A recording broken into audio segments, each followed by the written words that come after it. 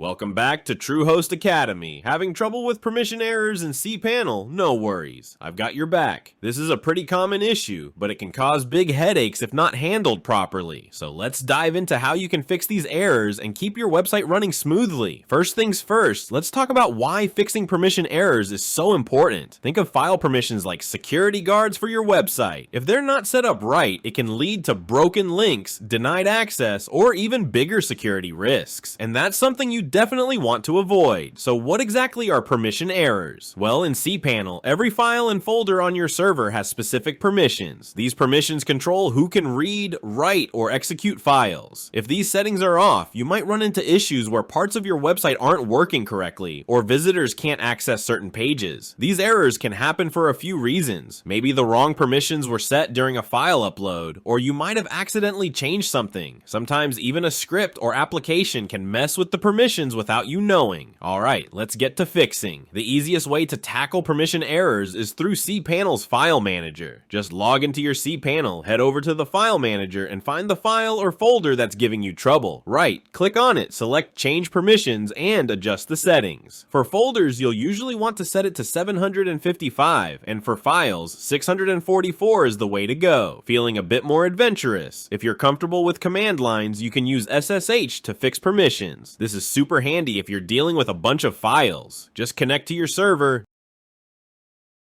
navigate to the directory, and use the chmod command to change the permissions.